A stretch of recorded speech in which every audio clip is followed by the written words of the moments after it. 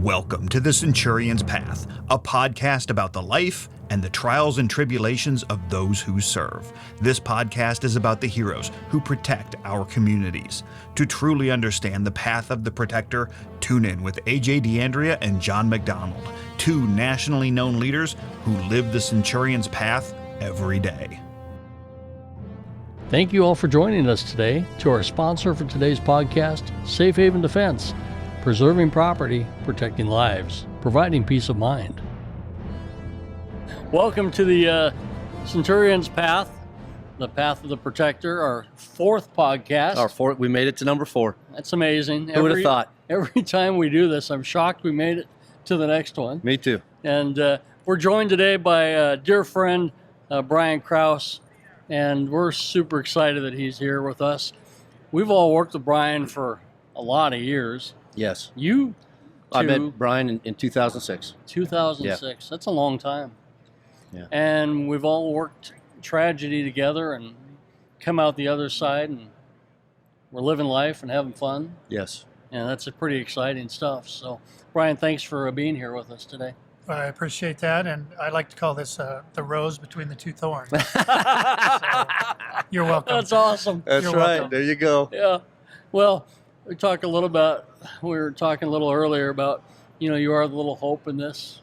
I'm typically the little fear. He's the terror. The terror, yeah. That's really where we're at in life. So we got a lot of stuff happening. You just got back from Serbia, AJ. Just got back from Serbia. I think, if we have time here towards the end of the podcast, we'll talk a little bit about that. And if not, we'll hold it till the next one. But it was an amazing experience. And a lot of work to be done over there to so help them. you went over with the State Department. Yes. So with INL, International Narcotics and Law Enforcement, with our embassy. Okay. And was contacted by them. In May 3rd, they had their very first ever school shooting. And the very next day, they had a copycat. And so our embassy reached out to me the end of May.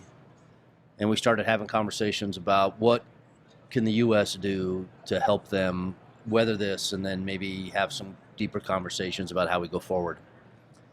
And all it is, it's not to kind of push any American values or ideals. It's giving them things to make their communities just better. That's all it does. It's the whole program. And if you don't know anything about Serbia, there's a tough relationship between them and the United States. They were Soviet bloc. NATO bombed them in 1992 because of the war with Bosnia and all of that going on. And then in 2008, NATO bombed them again because of the Kosovo war. And so not a lot of trust towards the U.S.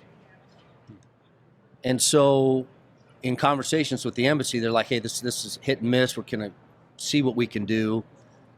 And probably July-ish, Serbian government reached out to Norway, because Norway had that horrific incident that took place, from guidance from them, and basically told the U.S., no, we don't want any input from you.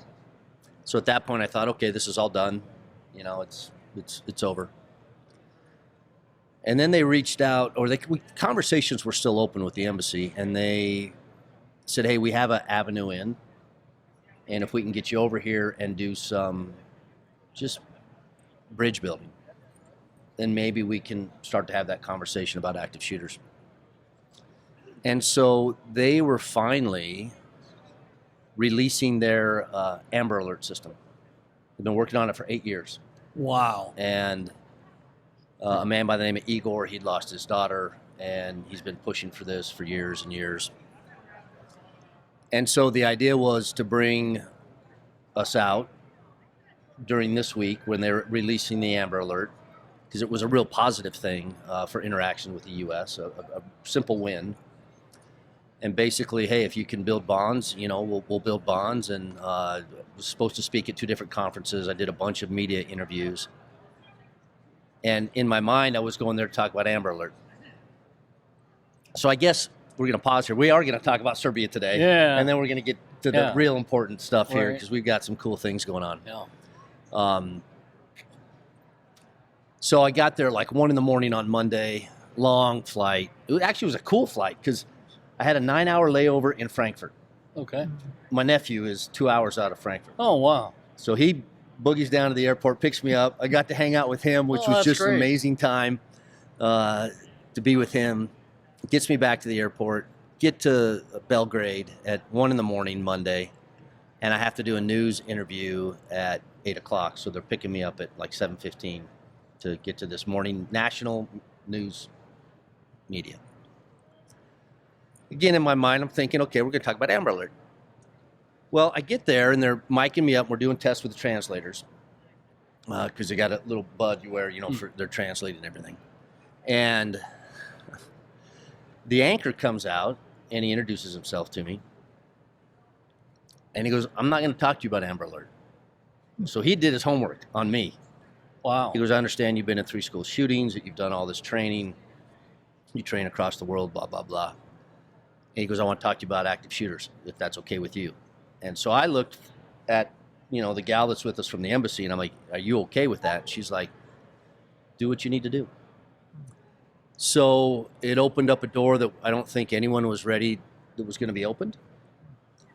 And then for the rest of the week, it was the questions coming in, the media questions. I switched all my presentations. Wow. To do kind of an overview, my 7 theories of what I think we need to concentrate on. I've got 7 theories that we've developed that we should be concentrating on when it comes to this world of active shooting. Shared that. Met with a couple nonprofit groups that are doing some really heavy lifting there. Met with the Minister of Interior.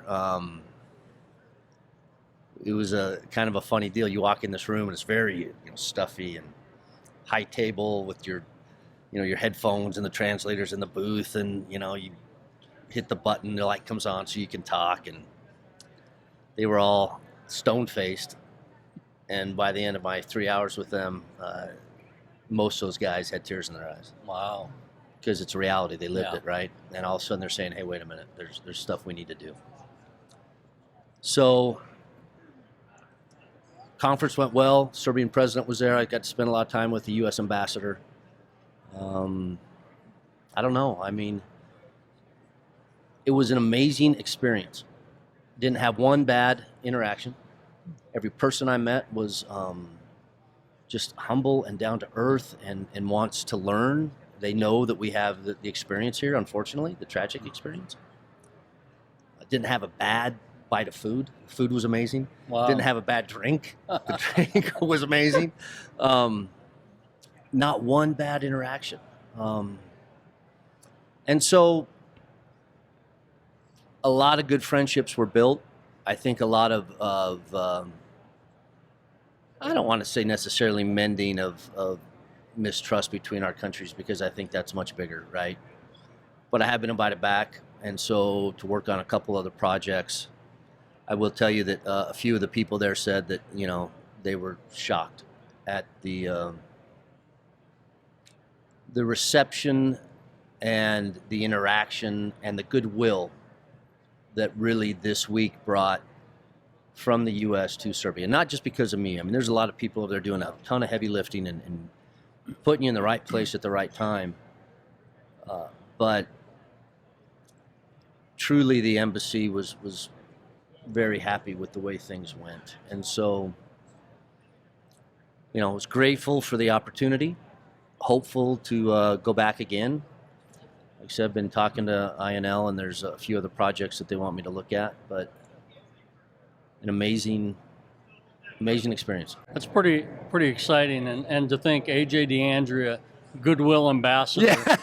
Who would have ever imagined I was that? just called terror, right? So exactly. The many sides of, right? You just got to decide which side you want to pick. Yeah. But, yeah. Did you dispel any myths around the American school systems or school shootings or anything like that? I guess what did they believe? Well, they believe that our country is just violent, and that of course we do. They see the side of the media, and they have a national run media. It's run by the government. So they have a few outliers, but most of their media outlets are run by the government. that we're just a violent culture. And some of that I can't argue with, because when we talk about active shooters, right, the first thing I talk about is climate and culture. And people always want to throw out guns, and they want to throw out all these other things. And it's like, it's bigger than that, right? We've had guns forever. It's in the last 20, 25 years that we've had a culture change.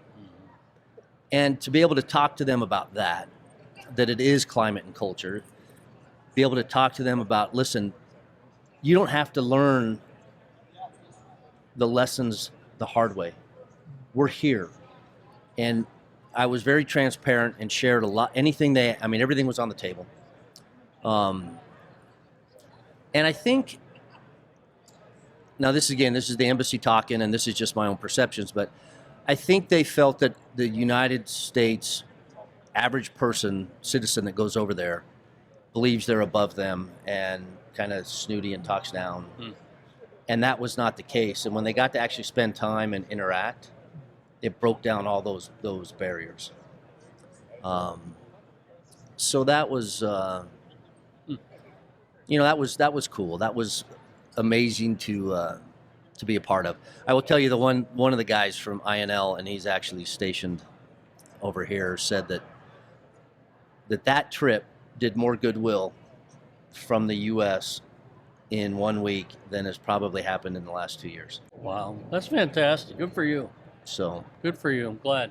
Yeah, what a great experience. It was amazing. So we brought Bryan with us today. Yes. And speaking of that world of active shooter and climate and culture, we all respond in our respective worlds in different ways. And the two of you met in 2006. Yes. Following tragedy at Platte Canyon High School. Bryan, you were the principal of that school and longtime educator before that. And you've always been really candid about the fact that these tragic events change you. They change who you are, how you look at the world, and the passion that you bring to the work of school safety in the aftermath, understanding that making a difference matters and protecting those that can't protect themselves matters. And you talk a little bit about finding that path, because you've really walked the Centurion's path yourself, that path of the protector through your career since 2006 and even before that. And here you are today, still working to protect kids, still working to ensure schools are safe. Where's the drive come from? How do you find that passion? And do you even need to find it in the aftermath of what you went through? There's a lot to unpack right there. Yeah. And ultimately, I think it comes down to a deep care and concern for children. No matter what age they are, and we a lot of us always say we're part of a fraternity that nobody wants to belong to, and that the thing that I'd like to tell people when they're going through something like that is, one, it can get better, but number two, there's a huge responsibility that comes alongside that, and so many of us carry that for a long period of time, and obviously, meeting AJ and meeting Frank and yourself. And the brotherhood that creates, I think that could probably be a podcast in itself.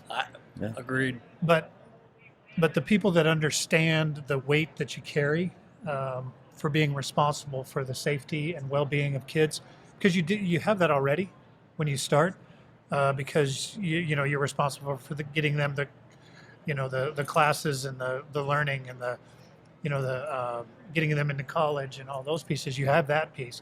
But when you lay over somebody who's not prepared, you lay over the responsibility of keeping kids alive and well and safe, and then when that is shattered, that changes who you are. I remember the time, and I don't know if you remember this or not.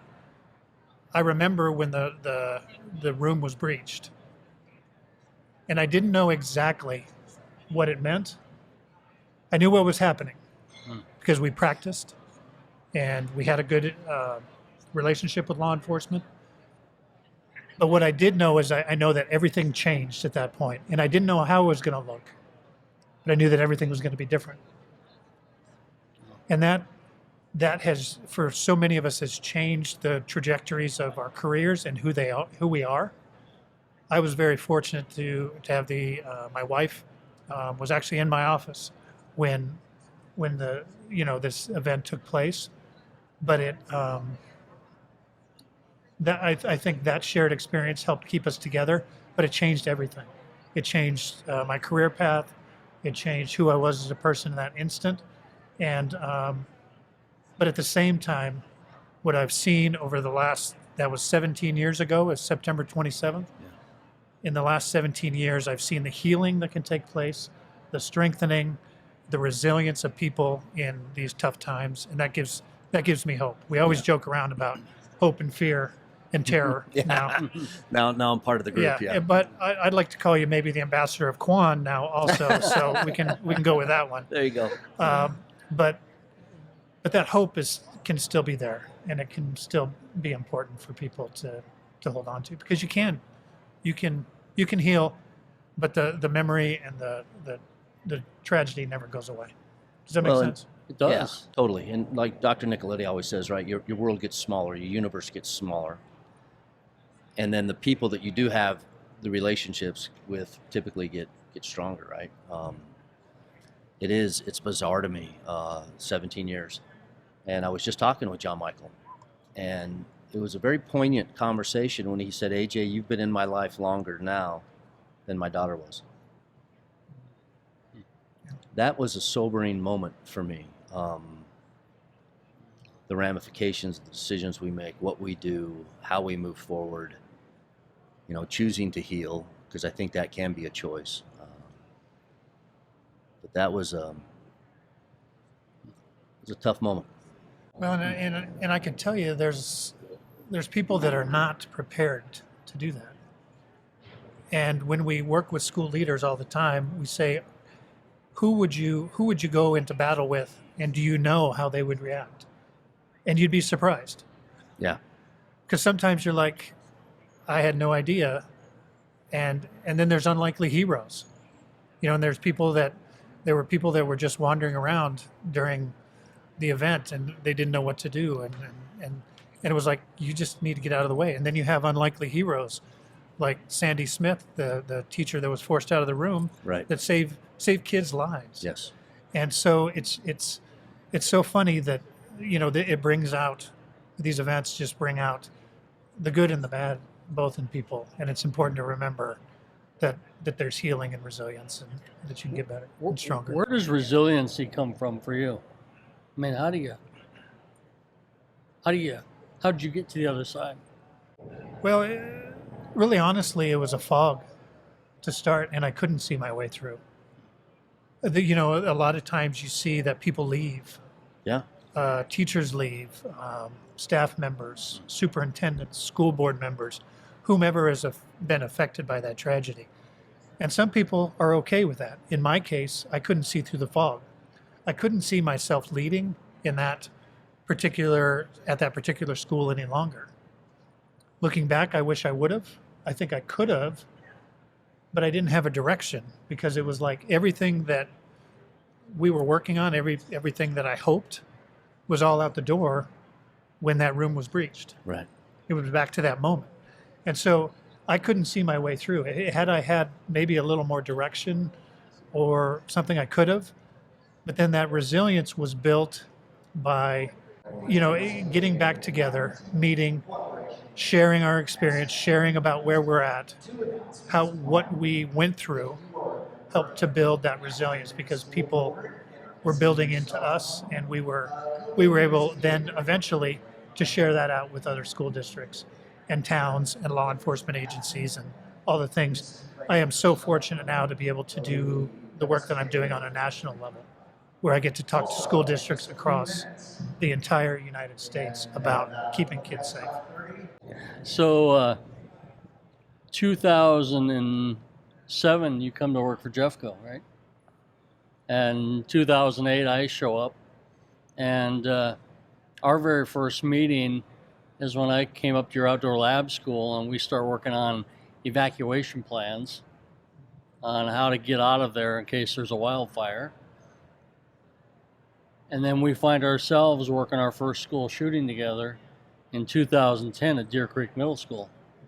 And you were the first call I made. I said, come down, I need you. And actually, you were the second call because I called him and said, where are you? And then I called you and said, I need you here. Yeah. What I learned very quickly, nobody can do this on their own. No. Right? You just cannot. I think a good leader means you raise the white flag and call for help, not be afraid of it. I certainly didn't know what I didn't know at the time. But you came down, and Frank was there, and you met with our staff that had been so traumatized. And I remember there was kind of a switch. They went from being overwhelmed and scared to feeling like we can win. And you said something that day that I've never forgotten, and I use it in my presentations, and I give you credit for it. You said you have a limited amount of time to win back your school. The win starts today.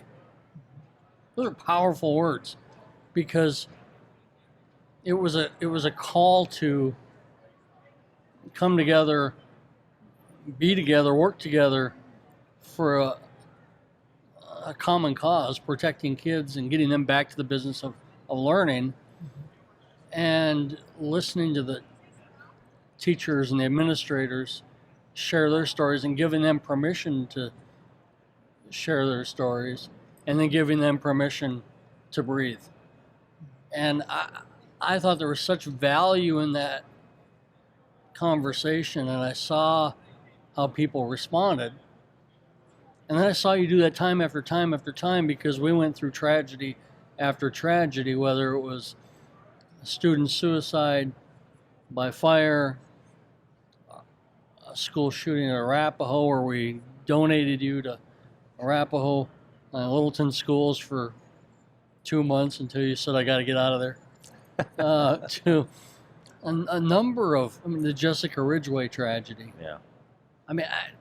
Time after time, you worked with kids, and I always said that I did the easy stuff. I was there for 5 minutes, 5 hours, 5 days, and then I was gone to the next crisis. But you were there for months with those kids and those teachers, leading the crisis mental health phase. You talked just a little bit about the importance of a good crisis mental health response plan following tragedy. Yeah. And I want to go back to kind of one of the first points that you made is people telling stories. And right after Platte Canyon, I would have people would come up to me and say, "Oh, when I heard the news, I was in the grocery store, and it was just so awful, and I felt awful." And what you want to do is you want to grab them around the neck and say you have no idea Right. what actually happened. And all of the things and all the decisions that had to be made, and the travesty and the tragedy of losing somebody like Emily. Yeah. But then I came to realize that people telling their stories is the way that they healed. And being able to do that, and to be able to have somebody that would listen and provide that for them, was one aspect. And then meeting people where they were at. I always tell the story of that night. So it would have been the September 27th. That night, I got a phone call from a teacher that said, my midterms are in my classroom. When can I get in there and grade them? Oh, boy. And all of us know, everybody's like, wow, Yeah. seriously? You're going to ask me that question right now, Right. that night? Yeah. Yeah. But then, and I was angry to begin with. But then I took a look back and I said, okay, that person, that's all they can do right now. They can't provide anything else. They're not going to be able to provide emotional help and support and that sort of thing.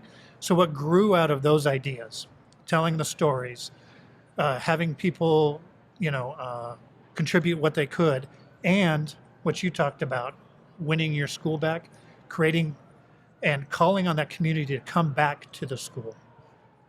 That we are, and you can use whatever mascot you want. We are Warriors in the case of Arapahoe. We are Huskies, Platte Canyon Huskies. Right. We are Columbine Rebels, because I learned that important lesson from Frank.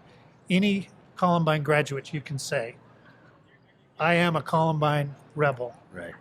And they'll finish with, and nobody can take that away from me. Right. I can't tell you how unique that is as far as creating a culture. And so what we did was we tried to emulate that, and we tried to win back the community by saying, we are in this together. We're going to heal together. We're going to cry together. We're going to talk about our experiences, what we went through, and we're going to do this long term, because it's not an overnight fix. And John's exactly right. It was every day, and it was working through all of the different issues to get those out of the way so that the educators could talk to the kids and help them heal. And crisis response planning has to include all of those different pieces, and it has to be timely, has to be well prepared, and you have to be able to do it long term. Because as we know, we're still feeling the after effects from April 20th, 1999. And so that was kind of the what was behind it. And then developing a team of mental health professionals that understand the mission, understand kids, and they understand the community is the key to healing. It's incredibly important work. I mean, I think that's the resiliency piece for kids, is getting them to the other side, back to a place where they feel connected with their peers, their school, their parents again. Because sometimes we see kids not wanting to burden their parents, so they don't talk to them, and things escalate, elevate, get sideways. We see kids engaging in risky behavior, self-medicating, suicidal ideation, all that stuff that impacts obviously adults too, but it just, for kids, it's just even more complex because they don't always have the skill set to navigate that. That's really where you came in, is helping them navigate the unimaginable. Yeah. And I can tell you, one of the most difficult was when we worked with suicides. Because everybody's trying to make sense of what happens. And what you have to do is you have to develop empathy right away, because our biggest fear is contagion. Right. And whenever there's, you see a suicide in a school, you'll see one, and then you'll see two, and then you'll see three. Right. And you have to get a hold of that right away. And one of the best ways to do that, there's all kinds of answers, but one of the best ways that I've found is to develop empathy within the student body. And so you redirect how they're feeling into, imagine what it's like for his or her family, and what can we do as a community to help heal not only our own community, but also that family that must be going through something. And that's how you develop a lot of resilience, starts with empathy. Yeah. Let's think about, if you lost your brother or sister, how would you feel? What can we do as a school or as a community to help that family and move on? Can we do cards? Can we do, can we raise food, or raise money for them? All of those different pieces. And so it's super important to take that sort of inner reflection that the kids are feeling whenever somebody's taken their life, and you turn it back into something positive and healing. If that makes sense. So you transitioned from doing that work, crisis mental health work, into the private sector, and that's a big shift. Now you're living in the corporate world, supporting schools all over the country. What's been the biggest change for you, or the biggest surprise in all this? I do work now in a corporate environment for CDW, a large technology company, and the thing that surprised me the most was that people are the same all over. When you talk about school safety, people truly care about it. Because we always say every parent wants their kids to come home safe at the end of every day. And you know what? That's universal. It doesn't matter whether you're working in a school or you're an accountant for a large corporation, or, and I've found that people are just as passionate about it at CDW Education as they are in the school system. They're a little bit removed because they're not doing the work day to day, Right. but they absolutely care about it and they want to make a difference. And that's what's universal. There has never been anybody at the company I work for that's ever said no. Really, that's great to hear. And it does my heart good to know Good. that. I love that. I love the partnership with CDW. The fact that we get a chance to work together again. The three of us are sitting here. It's a good day. Good day for me. We're going to take a little break. We're going to do a live demo here in just a minute with Safe Haven Defense. And I'm going to get on the PA system and drive some people over here so that we can get as many people around this to see this demo live, because they've come up with a product that not only protects property but saves lives. Perfect. Is that all you got? One more time, please. I picked you for a baseball player. Give one more shot. Same exact glass, quarter-inch, the wheel, glass, 35 mil. Give a couple swings first, and then go to tackle. Hit. Right in the school.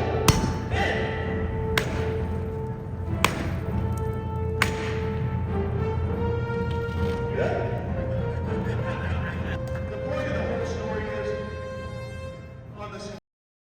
So we're back. We took a little break to show a demo of Safe Haven Defense laminate, which is amazing stuff. And we're back talking to Bryan. I want to talk about some of his bad habits, and there are a few. One is that he has this desire to run. And one day he calls me when we're working together. He said, "Hey, I need some days off." And I said, "Oh, okay. You gonna do something fun?" He said, "Yeah, I'm gonna do the rim to rim to rim." I said, "What the hell's the rim to rim to rim?" He said, "Well, you start at the top of the Grand Canyon, you run down and run up the other side, you run down, you run up the other side." And my response was, "Why? Why would you do something like this?" and then he did it. And I was like, he called, he's like, "I need a couple days off. I'm exhausted." Well, no kidding, you just killed yourself. But then he calls me one day, he's like, "Oh, I can't, I need some more time off." And I said, "Oh, rim to rim to rim?" It's like, "No, I'm going to do like the Leadville 100. So what is that? He's like, "You're up 14,000 feet running 100 miles. Yeah. An ultra marathon." And I thought, Welcome to Colorado. There's a problem here. We need to talk. So now you're telling me about a race that you heard about that you want to do. And this is the craziest ass race I've ever heard. Can you tell everybody what this thing is? All right. Well, first of all, I'm not sure I have a good answer on why I do these things. Other than it's really cool to do something that scares you Yeah. every day. So I might know a little bit about that. there you go. For those people who are addicted to adrenaline, that sort of thing. But what it is called the Backyard Ultras, and they're a worldwide organization started by a man called Lazarus Lake, who put on, if you haven't seen the Barkley Marathons before, it's a really good documentary that you should watch. But here's the idea. They're done across the world, and they're races where it's the last man standing. Okay. So they had the World Championships here in the last couple weeks, and the idea was that you run 4 miles, and you have an hour to do it. So if you do the math, that's 15-minute miles, and that's doable at a real fast walk. But here's the key: every hour on the hour, the bell rings and the race starts again. So you run 4 miles. And if you run it fast enough, you can rest, you can sleep for maybe 10 minutes, you can go to the bathroom, you can eat, you can do all of those things. But you have to be ready for when the bell rings at the top of the hour for the next lap. And there is a teacher from Cincinnati, I was so proud that it was an educator, Yeah. that beat everybody in the world His name is Harvey Lewis, and he ran 450 miles Oh my gosh. over basically 3.5 days. And it was every single hour he got up and he would run another 4 miles and run another 4 miles. And he did it over and over again until he got to 450 miles. And then the other competitors started the lap and said, forget it, turned around and came back. What was his strategy? To go fast and rest, or? It's both. So some people's strategy is I'm going to take the full time allotted and I'm going to have about 5 minutes to rest and do everything I need to.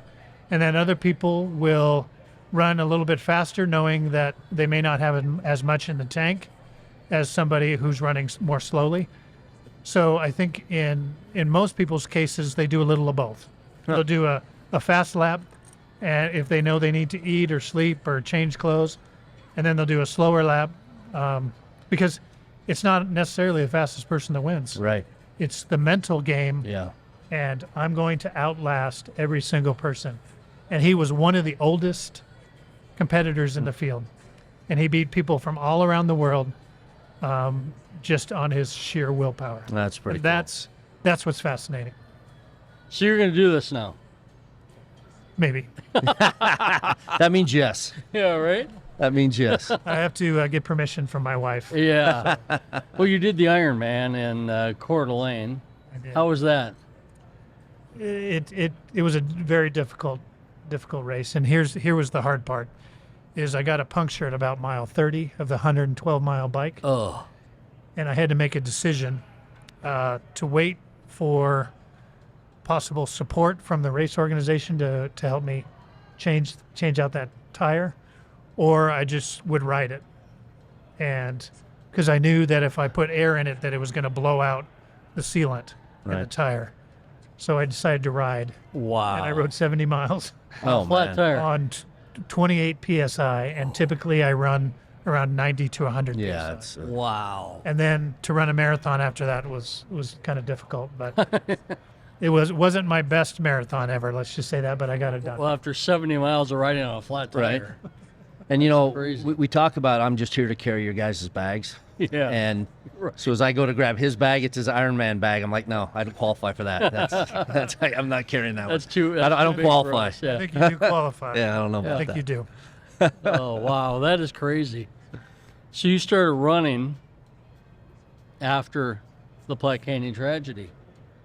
And talk about that, because that came about as part of just therapy for you. Yeah, and I had some good friends that were willing to help me get to my goals of running the Leadville 100, and we used to just run for therapy.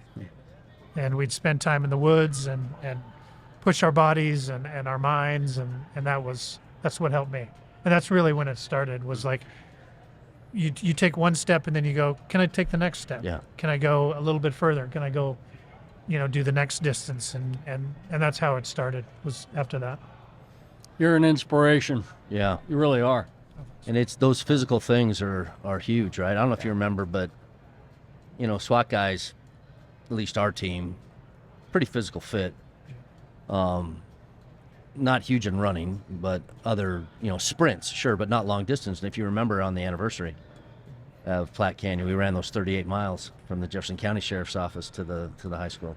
And of course, we ran like the first 5 miles together, and then you only had to run for 10 minutes at a time. But You did a relay. nothing okay. like what you do. But it is therapeutic, and it gave us the opportunity as a team to kind of train on our days off, or even on our training day during our PT, for a common purpose. Yeah. There's a lot of power in that. Yeah, and we always combine the physical health and the emotional health, but I think the thing that a lot of people don't talk about also is the spiritual health that you need to have after an event that's a crisis in your life. And so being able to bring all those together is how you heal, I think. Yeah. And probably for you in that case, doing that relay and giving back and getting to know the Keys family really, really helped. Without So- question. Yeah. So Wow, powerful stuff. I'm thrilled that you joined us today. Yes. This is really cool. This is A really lot cool. of fun. And we all got the memo and wore Yeah, blue right. jackets. So That's yeah, Blue Blazer boys. That's Right. right. good looks and blue blazers, they take you a long way in life. The only thing is AJ maybe missed the memo about the gray goatee. I don't know. Yeah, no. I know you can grow one. I can grow one, but no. Here in You know, the it's private I'm sector, gonna throw a jab at my old agency, right? It's such a big deal to have beards. I mean, they wanted beards so bad. It became a thing of contemptuous. It was, and for me, it's like, you know, stripes on the pants. Really, is that the hill you want to die on? But kind of that hipster, you know, kind of thing. And I don't wear a beard. It's the new look I've noticed is sleeve tattoos and beards on cops lately. Yeah, it's one thing I love about LAPD. Yeah, No visible tattoos. really. And they're out there doing it every day at a level of professionalism that nobody can question. Now, as far as I was okay with the tattoos. Yeah. You know, I was like, you know, I just got tired of the conversation. You're trying to run a police department. You're doing so many things that it's daunting in scope and size and what you're trying to do. And it always comes back to, they don't care about raises. They don't. I mean, it's the old adage of give them a pound of gold, and it's complain it's too heavy to carry, right? And I'm joking with them when they're listening, but there's some truth in that. It all came back to tattoos and beards. And I'm like, really, guys? It's a brand new world. Right? It is a totally different world. Yeah. But I was at the point where I was ready to capitulate. In fact, my recommendation was let them have their tattoos. I mean, but beards, I'm just never, it ain't going to happen. That's funny. I don't know, AJ. All the cool kids have them. Yeah, well, I'm not I cool. mean, That I is don't for know. sure. Yeah. Well, thank you guys. This was great. I really enjoyed it today. And we'll do this again because I think there's value in the conversation. And that comment that you made earlier about a podcast about the brotherhood, It's a great one. I honestly think that's a topic we've got to cover. I think it would be cool to do with 4 or 5 individuals, and I could, you know, to be in a room Yep. and have those conversations about. We can go back to the tragic event and all the way through, you know, where we're at now, and there might be some power in that. I absolutely agree. All right. So I've got one more question for you. You got big news. Your son just put out his 2nd album, and it's really good music. And I'm not It is good music. You sent it to me. I Yeah. sent it to AJ. I'm a country music fan. I listen to country and western. That's it. But I started listening to his music because to me, it was like reminiscent. It was like an old 60s sound, late 60s, early 70s, Eagles kind of sound. And I absolutely love it. And talk about how cool that is. Yeah. Because you put a lot of money into guitar lessons for him. Yeah, and it started with requiring the band teacher to come to my house and There you go. teach my son how to play the guitar. called Because I influence. knew that he was going to get chicks with that. And he's married now, and she swoons over the guitar. There you go. There you go. And I'm super proud of them. The name of the band is Lost Canyons, and they just released their 2nd album. They're based out of Bozeman, Montana, and they are doing super well with that, and it's really great to see your children succeed with what they love. Yes. And he always loved music. He always loved the guitar. He wanted to be a baseball player, but when he came home, he picked up his guitar. And it's really neat to see his dreams coming true, and it's been a lot of fun. You can just search for Lost Canyons on any of the streaming services, and they're there. So I as I talked and share with people a lot, I'm not a tech guy. I don't have, I've got Twitter, and that's my tech. I still have an AOL account. I don't like Google Docs, things like that. But for him, I downloaded some app so I could listen to his music, and I'm a huge fan. So Lost Canyons is really a great band to check out and download their stuff. yeah, and we are super, super proud of you, John, for learning how to download Spotify. That's big news. I had no. That's big, yeah. as big a news as the Right. album releasing. Yeah. John McDonald downloaded Spotify all by himself. It took me like half an hour, but Yeah, He but might he have did- called I me 3 or figured 4 it out. times, asked me how to do it. But But he did it, and he's a super fan of Lost Canyons. yes, And we're super excited I about want the them. T-shirt next. So, We'll get yeah. you some swag. There you go. All right, with that, we're going to take our final break before we bring Nate up here. Cool.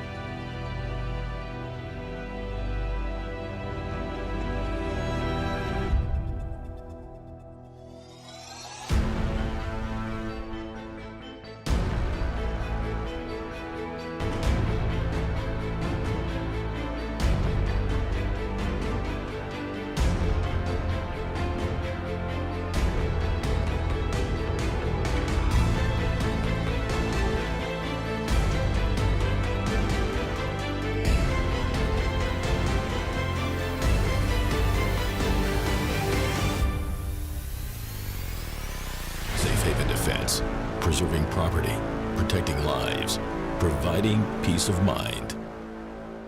Well, welcome back to Centurion's Path podcast. We're here today finishing up this podcast with Nate McVicker as we're podcasting live from the Missouri School Board Association Conference.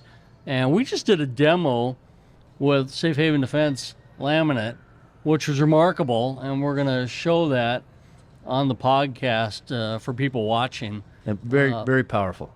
How'd you get into this? How'd you find this path? Well, first of all, congrats to a huge success on a wonderful podcast. I've been on a lot of podcasts. I've seen him. This is dynamic for both of you to do this, so kudos to you. Thank you. And, so I'm a police officer, 26 years now, veteran police officer on the Illinois side. And I've been lucky enough to travel around the country, like you gentlemen, and talk about school safety. What can we do, proactive measures, when we're facing what I consider many is our country's number one act of domestic terrorism, being an active killer. What are we going to do when these kids are systematically, methodically planning their attacks out weeks, if not months in advance? As sick as it is to say, they want to hold a trophy up. And we as police, as educators, need to do two things, in my opinion. That's delay and deter, and also immediate notification. So running around a lot of conferences, a lot of great vendors out here around the country. I saw the laminate company. So, first of all, security laminate has been around, as we all know, for years. Yeah. It's considered industry standard of 8 mil. Now, not 8 millimeters for your listeners, but 8 mil. So if you can, in perspective, your garbage sacks at home, your 13-gallon garbage sacks are 5 mil. So imagine the protection that's going to give you. It's essentially Scotch tape. And it's nothing against the schools that have that on. I mean, kudos to them for doing something. They just didn't know what they didn't know at the time. Now, since technology's evolved, school safety's evolved, we've evolved. So our business has been around 7 years now, Safe Haven Defense. And we offer 3 levels of laminate. It's a police-owned and operated company. Love the integrity and the ethics of the company, based out of Arizona. I was lucky enough to partner with them in the state of Missouri, and we work some other states where I have contacts as well. Just because I truly believe in this product. I've seen it work on the range. I've seen it work in schools, in businesses for smash and grabs. It's pretty diverse product out there. So as a police owner operated company, we know what works and what doesn't. We do not and will not carry an 8 mil. We manufacture our own laminates, proprietary how we put it on, and we offer 3 different levels. We offer a 22 mil, so essentially it's 3 times stronger than industry standard, and I don't even call industry standard anymore security laminate. I call it film. Essentially what it is, Scotch tape pretty much. It'll hold the window together. Try blunt force like you saw in the demo, you'll get in your school in a second.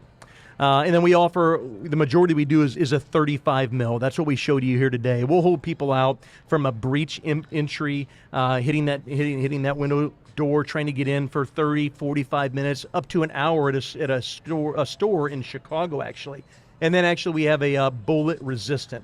Only company out there that has a certified laminate out there, security laminate, that meets the spec for bullet resistant glass, but at a fraction of the cost. So depending on the level of caliber, of course, it is indeed bullet resistant. Very cool. That's pretty amazing.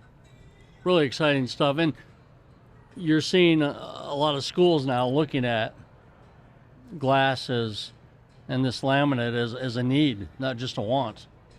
Right. Like we saw, we've studied AJ and John, you've studied all these, you're professionals at this, and they just get worse and worse, and they're sickening. Right. But as we do study these, we look back at Sandy Hook, and we know, the incident with no door locks and no laminate film. That was really the mad rush for everyone and their brother getting involved in laminate film that you can order off the internet, you can get in a box store.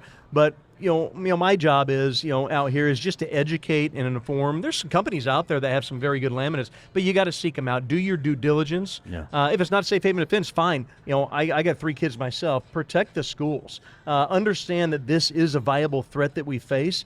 And what else can we do? If it's not laminate, it's something else. It's the door locks. Things you can do for free is lock the door. Right. I've walked around so many schools, as you have, doing threat assessments, and it amazes me. You don't want to get upset at the staff, but it amazes me when people are teaching, especially elementary kids.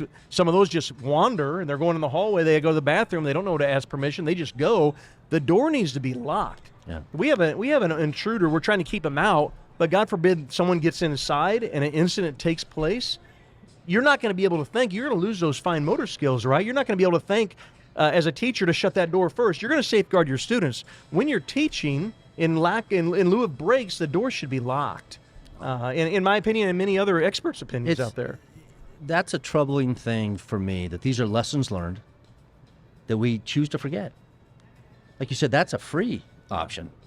The other stuff that we get to talk about and the things that you're doing, right, to just make our communities safer, those things are huge. But we, for some reason, in 2023, we've seemed to, not all the time and not all over the country, right? There's some very people that are dialed in.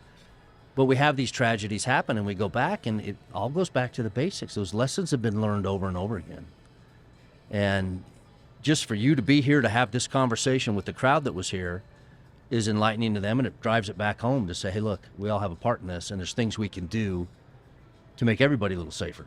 Yeah, and you know what?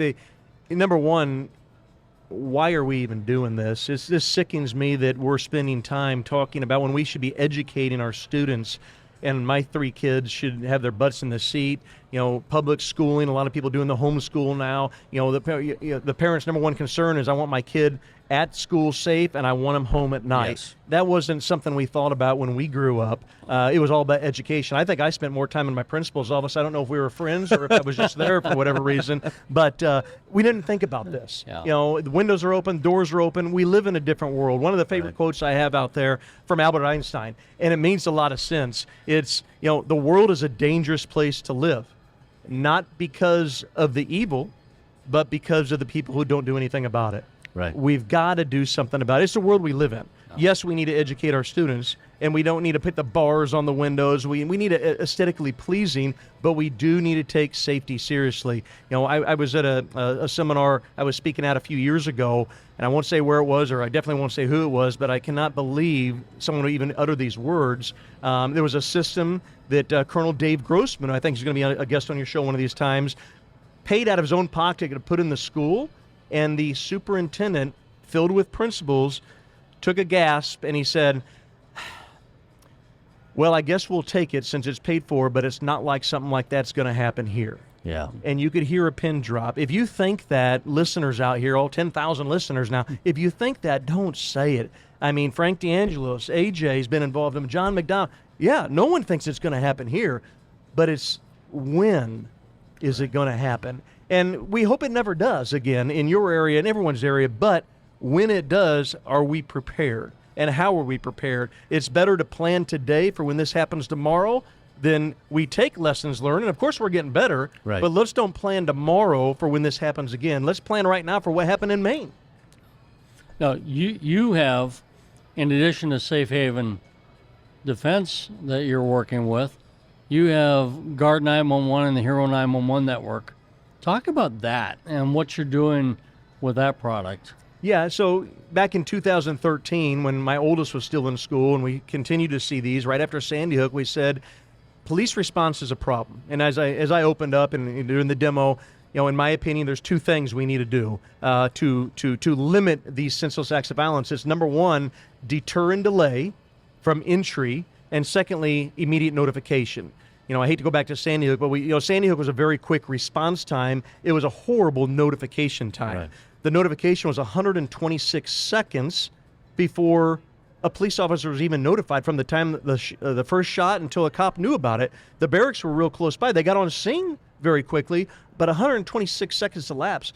We're in 2023, and that was 2012. That's unacceptable. We've got to have a way to immediately notify federal, state, and local police. So to your point, we looked at that 2013, and I said, being a cop, not a technologist, because I'm a cop, there's got to be technology. Like it or not, there's got to be technology for this. So I teamed up with my partner, who's a chief technology officer of Guard 911, and we created a app that schools have, of course, and it immediately notifies police officers. There's not a lot of similarities like some other apps out there, but really what sets us aside is we have a network of over 70,000 federal, state, and local police officers who have downloaded an app called Hero 911. It's free. You have to be a cop.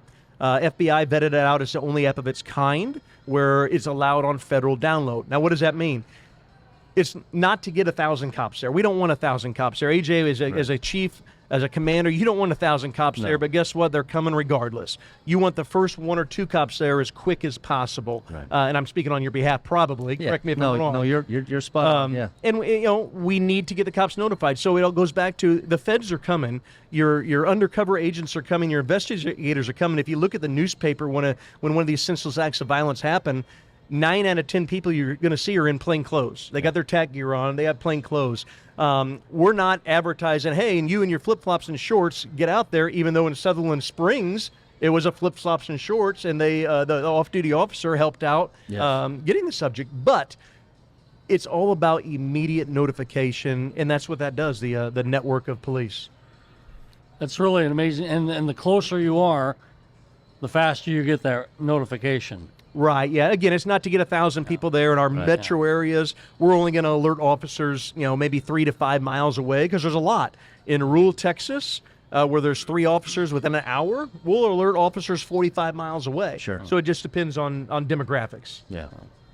I really like that system. I think there's huge value in the notification, especially for school districts that don't have the panic alarms in every classroom, or maybe are just limited in their ability to add technology by cost. This is a really cost-effective way to add some high-tech capability that can make a real difference. So. Right, and the way we design it is simplicity in mind, because you lose those fine motor skills. So it's a simple, open the app up as a teacher, hit it and slide it, and that's it. It's calling 911. It's alerting your other staff members. We know 20% of active killers go mobile, so it's alerting any other protected property nearby. All while you're still waiting to speak with 911, it's alerted your police officers, federal, state, and local, who are just in close proximity. Right. So it's all about immediate notification to get people on scene. So again, Safe Haven Defense, deter and delay, Guard 911, Hero 911, immediate notification. Those two combined or separately, do something is better than doing nothing at all. We've got to limit these senseless acts of violence from continuing to happen, so we can't have another ruthless killer out there having a trophy to hold up. That's what I want to help stop. Well, I appreciate just the passion you bring to this, and the work you're doing, and sponsoring us, and our podcast endeavor has been just a great opportunity for it's been all huge, of us. right? It's been huge. Yeah, you guys are on a trajectory of this thing just being huge. You guys are, this is an amazing podcast. You got amazing presenters. You got a huge network. I can't wait to hear the next. I'm honored and humbled that you've invited me here to sit in the middle of you. So you got some powerhouses, and I hope people listen to the speakers you have. John, you as the gold standard of safety. AJ, you've been involved in so many of these. You are true professionals, and people need to listen. Stats are already showing they're tuning in. Yeah. They need to listen to you and your presenters, your speakers, your guests, because they are true experts. From Brian Murphy to everyone else you're going to have on here. Take something, read and heed, people. Take something and take it home. Do something today for when this happens tomorrow. Yeah, and thank you for the kind words. And you're doing monumental work. You're doing the work tenfold. I mean, you're still out there doing police work, and you're working on infrastructure and all that other things, and that's the true path of the Centurion. And that's why it's important for you to be here. And, you know, we had Bryan before, again, doing the work of the Centurion, educating and pushing things forward. So we're absolutely honored to have you here, and it's always a pleasure when we get to spend a little time with you. So yes, sir, it's great. Thank I you. love the name of the podcast. That is awesome. I don't know how you came up with it, but if you've opened the dictionary and pointed it out, you picked the right word. So Yeah. God bless, be safe, and it's my honor to be here. Well, thank you. I think it's my turn to close this one out. It is. So this is how we close them out every episode. So to us and those like us, the Centurion, damn few left. Damn few left. Cheers. We're out. Thank you to Safe Haven Defense for sponsoring today's podcast and for walking the Centurion's path with us. Safe Haven Defense, preserving property, protecting lives, providing peace of mind.